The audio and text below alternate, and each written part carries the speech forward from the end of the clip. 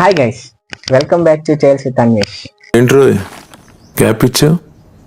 ఏవలా వచ్చింది అంటే లేట్ అవుతూ ఉంటుంది కదా, మనకి స్టోరీస్ దొరకాలి అండ్ వాటిని స్క్రిప్ట్గా రాయాలి. చాలా ప్రాసెస్ అయితే ఉంటుంది. సో చలో ఈరోజు మనం ఈ వీడియో టాపిక్ వచ్చేసి ఒక మిడిల్ క్లాస్ అబ్బాయి కష్టాలు అండ్ తన్ని ఎలా ఫేస్ చేశాడు, ఎలా ఫేస్ చేసుకుని బయటకు అయితే వచ్చాడు అండ్ ఇప్పుడు ప్రజెంట్ ఏ స్టేజ్లో ఉన్నాడని అయితే మనం అయితే డిస్కస్ చేయబోతున్నాం ఈ వీడియోలో. హోప్ మీకు నచ్చుతుందని అనుకుంటున్నా. ఫుల్ వీడియో అయితే చూసేసేయండి, బాగుంటుంది, నిజంగా బాగుంటుంది అన్న. Okay, let's dive into the video. ఈయన లైఫ్ గురించి చెప్పాలి అంటే అమ్మ నాన్న ఒక చెల్లి, అటు మిడిల్ క్లాస్ కాదు ఇటు బిలో మిడిల్ క్లాస్ కాదు, న్యూక్లియర్ ఫ్యామిలీ లాగా ఉండేది. సో వాళ్ళ తాతయ్య వాళ్ళు కట్టించిన ఇల్లు ఉండేది, సింగిల్ రూమ్ విత్ వరండా. ఆ సింగిల్ రూమ్లోనే వీళ్ళ ఫ్యామిలీ అంతా ఉండేవాళ్ళు. అమ్మ నాన్న వచ్చేసి ఏదో ఒక వర్క్ చేసుకుంటూ రోజు ఇంటినైతే గడిపేవాళ్ళు. మోస్ట్ ఆఫ్ ద ఫ్యామిలీస్ లాగానే తన లైఫ్ కూడా అంత హ్యాపీగా అయితే ఉండేది కాదు. చిన్నప్పటి నుంచి వాళ్ళ అమ్మ నాన్న పడే గొడవలు అవే చూస్తూ పెరిగాడు. ఇప్పుడు నాన్నేమో ఆల్కహాల్కి ఫుల్లీ అడిక్టెడ్ పర్సన్. రోజు వర్క్కి వెళ్ళేటోడు, డ్రింక్ చేసి వచ్చేవాడు అండ్ ఇంట్లో వాళ్ళ అమ్మతో గొడవ అయితే పెట్టుకునేటోడు. సో చైల్డ్హుడ్ అంతా ఇవే చూస్తూ పెరగాల్సి వచ్చింది. ఈ అమ్మకి వాళ్ళ అమ్మ అంటే చాలా ఇష్టం, కానీ ఎందుకు నాన్న రోజు అమ్మని ఇబ్బంది పెడుతున్నది తనకు అర్థమయ్యేది కాదు. రాను రాను ఇంకా వాళ్ళ నాన్న బిహేవియర్ అనేది ఇంకా వర్స్ట్గా తయారవుతుంది. వీళ్ళ స్టడీస్ని కూడా అంత పట్టించుకునేటోడు కాదు. వాళ్ళ అమ్మ అండ్ వీళ్ళ అమ్మమ్మ ఇద్దరు కలిసి ఒక్కొక్క ఫ్యామిలీని ఇంకో పక్క వీళ్ళ స్టడీస్ని చూసుకుంటూ ఉండేవాళ్ళు. వాళ్ళ అమ్మ వచ్చేసి ఇంకా రోజు ఏదో ఒక పనికి వెళ్తూ వీళ్ళని ఇంకా చదివిస్తూ వచ్చింది. ఇయర్స్ గడిచే కొద్దీ వాళ్ళ అమ్మకి నాన్నకి మధ్యలో గొడవలు అయితే ఎక్కువ పెరిగిపోతున్నాయి. చిన్నప్పటి నుంచి వాళ్ళకి అర్థమయ్యేది కాదు వీళ్ళు ఎందుకు గొడవ పడుతున్నారు అనేది. బట్ ఇప్పుడైతే ఇయర్స్ అయితే గడిచిపోయాయి, వాళ్ళకైతే అర్థమవుతుంది. వాళ్ళ అమ్మ తప్పు లేకపోయినా వాళ్ళ నాన్న వచ్చేసి వాళ్ళ అమ్మ క్యారెక్టర్ గురించి బ్యాడ్గా మాట్లాడడం అండ్ ఆ రీజన్తో ఇంట్లో అయితే గొడవలు అయితే జరుగుతూ ఉండేది. ఇవన్నీ చూస్తూ పెరిగాడు. ఇంకా వాళ్ళ నాన్న మీద ఒక హేటెడ్ ఫీలింగ్ అయితే తనకైతే వచ్చేసింది. అంటే చెప్పా కదా ఇందాకే, ఈ అమ్మకి వాళ్ళ అమ్మ అంటే చాలా ఇష్టం. సో ఇవన్నీ చూస్తూనే వాళ్ళ అమ్మ ఎంత బాధపడుతుంది ఏంటి అనేది చూస్తూ పెరిగాడు కాబట్టి ఒకరోజు ఇంకా వాళ్ళ నాన్నని ఇంట్లో నుంచి అయితే పంపించేశాడు. నెక్స్ట్ ఎలాంటి కాన్సిక్వెన్సెస్ ఫేస్ చేస్తాను అనేది తనైతే థింక్ చేయలేదు. ఇంకా తన లైఫ్లో ఒక నాన్న అనే ఒక పర్సన్ లేరు అని అయితే తను ఫిక్స్ అయిపోయాడు. అన్న అయితే ఇప్పుడు కాలేజ్ జాయిన్ అవ్వాలి. వాళ్ళ ఇంటి దగ్గర ఒక టౌన్లో కాలేజ్లో అయితే జాయిన్ అయ్యాడు. బట్ కెరీర్ మీద అంత ఎప్పుడు ఫోకస్ పెట్టేవారు కాదు. సరే ఏమన్నా పోయి ఇంటెలిజెంట్ కాదా అంటే అదేం కాదు, చాలా ఇంటెలిజెంట్ అండ్ టాలెంటెడ్ కూడా. బట్ యూజ్ చేసుకునేటోడు కాదు, అదే ప్రాబ్లం. కాలేజ్ జాయిన్ అయ్యాక ఒక పర్ఫెక్ట్ జులై లాగా అయితే తయారైపోయాడు. అమ్మ దగ్గర మనీ తీసుకొని అటు మూవీస్కి వెళ్ళడం లేకపోతే బయట తిరగడం. సో ఇంతే కాలేజ్ లైఫ్ అనుకుంటూ ఉండేటాడు. తనకి మైండ్లో ఒక్కటే ఉంది, నాన్న లేడు, గొడవలు లేడు, సో అమ్మ అయితే హ్యాపీ అనుకుంటాడు. బట్ వాళ్ళ అమ్మ వీళ్ళిద్దరిని చదివించడానికి ఎంత కష్టపడుతుంది అనేది తన మైండ్లోకి అయితే రాలేదు. సో లైఫ్ని ఎప్పుడు అంత సీరియస్గా తీసుకోలేదు. మా నాన్న ఎలాగో ఇంటెలిజెంటే కాబట్టి గ్రాడ్యుయేషన్ అయితే కంప్లీట్ చేశాడు. ఆ తర్వాత ఎంబీఏకి యూనివర్సిటీలో ఫ్రీ సీట్ అయితే వచ్చింది, జాయిన్ అయ్యాడు. తన స్టడీస్ అన్నీ ఇప్పటి వరకు అన్ని తెలుగు మీడియంలోనే జరిగిపోయాయి అండ్ తన ఫ్రెండ్ సర్కిల్ దాటి తను ఇప్పుడు బయటికి అయితే పోలేదు. కానీ ఇప్పుడు అన్నీ వదులుకొని తనైతే బయటికి వెళ్ళి యూనివర్సిటీలో జాయిన్ అయ్యాడు, దట్టు ఇంగ్లీష్ మీడియంలో జాయిన్ అయ్యాడు. అతనికి ఎలా ఉంది అంటే ఒక టైప్ సఫకేషన్ స్టార్ట్ అయింది. అంటే ఒక చేప నేల నుంచి బయటకు వస్తే ఎంత సఫకేషన్ ఫీల్ అవుతుందో అంత సఫకేషన్గా ఫీల్ అయ్యాడు. అంటే ఎవరికైనా తెలుగు మీడియం నుంచి ఇంగ్లీష్ మీడియంకి వచ్చిన తర్వాత ఆ సఫకేషన్ అనేది చాలా మంది ఫేస్ చేసి ఉంటారు, మీరు కూడా. ఇంకా ఇది నా వల్ల కాదు అని చెప్పి ఎంబీఏ అయితే డిస్కంటిన్యూ చేసి ఇంటికి వచ్చేసాడు. స్టిల్ ఇప్పటికి కూడా తన లైఫ్ మీద తనంత సీరియస్గా ఉండేటాడు కాదు. నేను జాబ్ చేసుకుంటానని చెప్పి సిటీకి అయితే వెళ్ళిపోయాడు.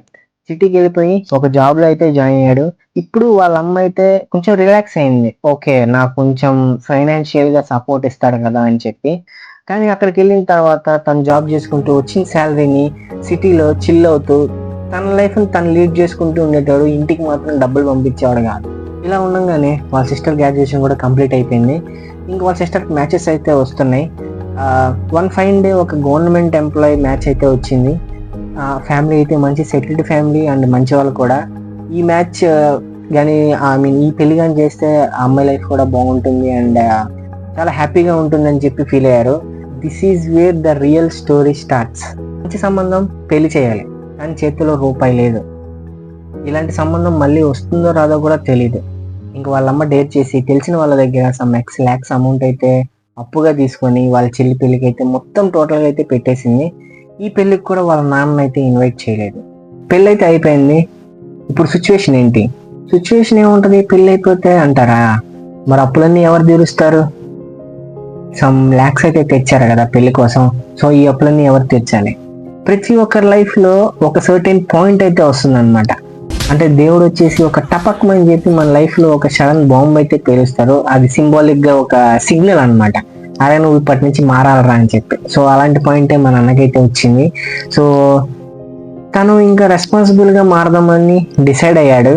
అండ్ ఇంకా ఇంట్లో ఉండేది ఎవరు? వాళ్ళమ్మ అండ్ ఈ అన్న.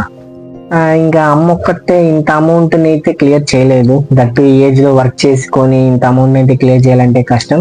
సో ఈ రోజు నుంచి నేను కష్టపడాలి, నేనైతే ఈ రెస్పాన్సిబిలిటీస్ తీసుకోవాలని చెప్పి అన్న అయితే డిసైడ్ అయ్యాడు. బట్ ఉన్న కొన్ని రోజులు తను అబ్జర్వ్ చేసింది ఏంటి అంటే, ఈ ఇంట్లో వాళ్ళకి ఎవరు రెస్పెక్ట్ ఇవ్వడం లేదు. సో అది ఒకటి, మనీ లేకపోవడం కావచ్చు. అండ్ ఇంకోటి వాళ్ళ నాన్న వీళ్ళతో ఉండట్లేదు. అండ్ వీళ్ళు వాళ్ళ నాన్న అయితే పంపించేశారు. కాబట్టి ఇప్పుడు తనైతే సీరియస్ గా తన కెరీర్ మీద కాన్సన్ట్రేషన్ పెట్టాడు. కాన్సన్ట్రేషన్ పెట్టి ఒక జాబ్ అయితే తెచ్చుకున్నాడు. ఒక డీసెంట్ శాలరీ, బాగానే సంపాదిస్తున్నాడు. అండ్ ఇంట్లో ఫైనాన్షియల్ సపోర్ట్ గా ఉంటున్నాడు. ఒక పక్క వాళ్ళ అమ్మని చూసుకుంటున్నాడు. అండ్ అప్పులు కూడా డే బై డే అన్ని క్లియర్ చేసుకుంటూ వస్తున్నాడు. కానీ తను అనుకున్న రెస్పెక్ట్ అయితే ఇంకా రాలేదు. ఎందుకు అంటే వాళ్ళ అమ్మ వచ్చేసి వాళ్ళ నాన్నతో ఉండట్లేదు అని ఒక రీజన్ వల్ల ఇంకా రెస్పెక్ట్ అయితే రాలేదు. ఇంకా వాళ్ళ నాన్న అడ్రస్ కనుక్కొని, అందరిని అడిగి వాళ్ళ నాన్న అడ్రస్ కనుక్కొని వెళ్ళి వాళ్ళ నాన్న దగ్గరికి వెళ్ళి కాంప్రమైజ్ అయితే చేపించుకున్నాడు. ఇంకా మందు కానీ సిగరెట్ కానీ తాగద్దు అని చెప్పి కాంప్రమైజ్ చేపించుకొని ఇంటికి అయితే తెచ్చుకున్నాడు. అప్పటి నుంచి తనకి ఏ రెస్పెక్ట్ అయితే కావాలనుకున్నాడో ఆ రెస్పెక్ట్ అనేది వచ్చింది. అంతా బాగుంది అనుకున్న టైంలో ఆ జాబ్ అయితే పోయింది. ఇప్పుడు నెక్స్ట్ ఏంటి? జాబ్ అయితే పోయింది, లైఫ్ లో క్వశ్చన్ మార్క్ అయితే వచ్చింది. కొన్ని రోజులు ఆలోచించి bank jobs or government jobs కి ప్రిపేర్ అవుదామని చెప్పి డిసైడ్ అయిపోయి తను జాబ్ చేసేటప్పుడు డెబ్ట్స్ క్లియర్ చేస్తూ కొంచెం అమౌంట్ అయితే సేవ్ చేసుకున్నాడు. సో ఆ అమౌంట్ తీసుకెళ్లిపోయి కోచింగ్ సెంటర్ లో పే చేసి అక్కడే కోచింగ్ సెంటర్ దగ్గరలో ఒక రూమ్ అయితే తీసుకున్నాడు. చిన్న రూమ్ తీసుకొని అందులోనే ఉంటూ కోచింగ్ అయితే వెళ్తూ ఉండేటోడు. సో కోచింగ్ చేసుకుంటూ ఎగ్జామ్స్ అయితే రాసేటోడు. బట్ లైక్ ఏమంటాం, లైక్ చిన్న 1 మార్క్ ఆర్ 2 మార్క్స్ తో డిస్క్వాలిఫై అయిపోతూ ఉండేటోడు. ఇంకా కొన్ని రోజులు గడిచిపోతున్నాయి. ఖర్చు అయితే ఎక్కువ పెరిగిపోతుంది కదా, ఆటోమేటిక్ గా ఖర్చు పెరిగిపోతుంది. మనకైతే డెబ్ట్స్ ఉన్నాయి ఇంకా క్లియర్ చేయాల్సినవి. మీ సక్సెస్ కోసం ఎప్పుడు మన అప్పులు అయితే వెయిట్ చేయవు కదా. సో అందుకని చెప్పి ఇంటికైతే వెళ్ళిపోయాడు. ఇంటికి వెళ్ళిపోయి ఇంట్లో కూర్చొని చదువుకుంటూ ఓ పక్క ఎగ్జామ్స్ అయితే రాస్తున్నాడు. ఏజ్ అయితే పెరిగిపోతుంది. ఇప్పటికీ లైఫ్ లో ఒక సెటిల్మెంట్ అయితే రాలేదు. మ్యాచెస్ చూద్దామన్నా కూడా జాబ్ అయితే ఏం చేయట్లేదు కదా. సో పిల్లని కూడా ఎవరు ఇవ్వరు ఆటోమేటిక్ గా. సో ఇంకా ఎన్ని వర్కౌట్ అవ్వట్లేదు అని చెప్పి కోచింగ్ మానేసి ఇంకా ఏదో ఒక జాబ్ చూసుకుందామని చెప్పి జాబ్ సర్చింగ్ అయితే వెళ్ళిపోయాడు. జాబ్ సర్చింగ్కి వెళ్ళిపోయిన తర్వాత తనకి ఇంకా ఏ జాబ్ అయితే దొరకలేదు. సో చివరికి తన టౌన్ లోనే ఒక షాప్ లో వర్కర్ గా చేయమని చెప్పి ఒక జాబ్ అయితే వచ్చింది. సో లైఫ్ ని లీడ్ చేయాలి కదా. లైఫ్ ని లీడ్ చేయాలంటే మనం ఏ స్టేజ్ కైనా వెళ్ళాల్సిందే. సో షాప్ లో వర్కర్ గా జాయిన్ అయిపోయాడు. షాప్ లో వర్కర్ గా జాయిన్ అయిపోయే టైంకి అది వచ్చేసి కరోనా టైం. సో కరోనా టైంలో అంటే ఇంకా నార్మల్ గా షాప్ అన్నాక జనాలు వస్తూ ఉంటారు, పోతూ ఉంటారు. సో అలానే తనకైతే కరోనా వచ్చింది. అండ్ కరోనా వచ్చిన తర్వాత ఇంకా సొసైటీ తెలుసు కదా ఎట్లా చూస్తుందో. సో తనని ఒక ఐసోలేట్ అయితే చేశారు. ఐసోలేట్ చేసేసి ఎలాగోలాగా తను స్ట్రాంగ్ గా కరోనా నుంచి కంబ్యాక్ అయితే వచ్చాడు. బాగా కోలుకున్నాడు, వచ్చాడు. ఇప్పుడు మ్యాచెస్ చూద్దామంటే వచ్చిన ప్రతి ఒక్కళ్ళు షాప్ లో వర్క్ చేస్తున్నాడు కదా, మేము పిల్లని ఎట్లా ఇస్తాం అంటే ఒక సెటిల్మెంట్ లేదు, ఏం లేదు, మేము పిల్లని ఇవ్వమని చెప్పి చాలా మంది వెళ్ళిపోయేటారు. ఇంకా లైఫ్ లో ఒక గోల్ లేదు, ఒక సెటిల్మెంట్ లేదు, ఒక డెస్టినేషన్ లేదు, ఏం లేదు. ఇంకా లైఫ్ గురించి ఆలోచిస్తూ తనైతే డిప్రెషన్ లోకి అయితే వెళ్ళిపోయాడు. ఒకరోజు అన్నకి ఒక డ్రీమ్ అయితే వచ్చింది. ఆ డ్రీమ్ దేని గురించి అంటే which is related to judiciary అంటే లా, అంటే కోర్టు, ఇట్లా కొన్ని అయితే వచ్చినాయి అనమాట డ్రీమ్ లో. ఆ డ్రీమ్ రాగానే ఎందుకో అన్న కొంచెం భయపడ్డాడు. అంటే నేను ఏదైనా చేశాను, పోలీసులు వచ్చి నన్ను అరెస్ట్ చేసి కోర్టుకి అయితే తీసుకెళ్లారేమో అని చెప్పి భయపడ్డాడు.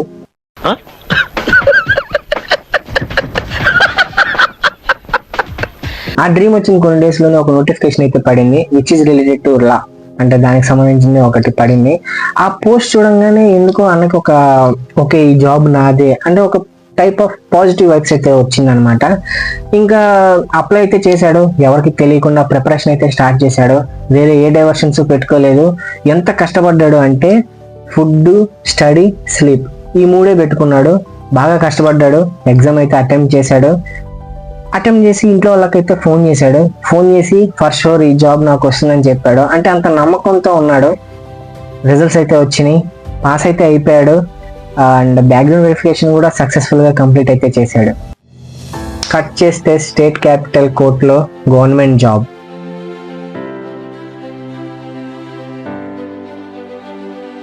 ఆ ఫీలింగ్ చాలా హై ఉంటుంది.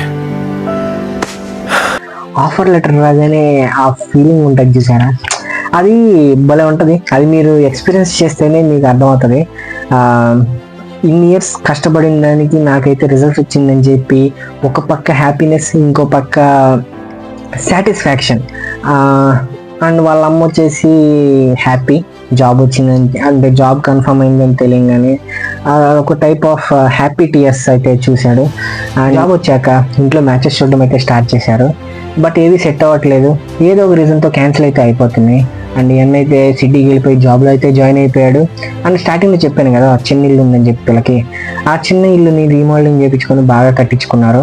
అక్కడే తను వర్క్ చేసే ప్లేస్లోనే ఒక అమ్మాయిని చూసి ఇష్టపడ్డాడు. 2 ఫ్యామిలీస్తో మాట్లాడి పెళ్ళి అయితే చేసుకున్నాడు. అండ్ రీసెంట్గానే తనకి ఒక బేబీ అయితే పుట్టారు. అండ్ లైఫ్లో వచ్చిన స్ట్రగుల్స్ అన్నీ దాటుకొని ఇప్పుడు తనకు కావాల్సిన లైఫ్ని తను హ్యాపీగా అయితే లీడ్ చేస్తున్నాడు. లైఫ్ గొప్పతనం అనేది ఎప్పుడు పడిపోకుండా ఉండడంలో ఉండదు, కానీ పడిన ప్రతిసారి తిరిగి లేవడంలో ఉంటుంది.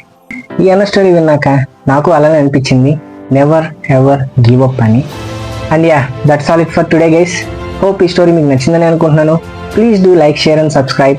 మీరు కూడా మీ ఇన్స్పైరింగ్ స్టోరీస్ మాతో షేర్ చేసుకోవాలనుకుంటే ఇక్కడ కనిపిస్తున్న మెయిల్ ఐడికి అయితే మీరైతే మీ స్టోరీ అయితే పంపించవచ్చు.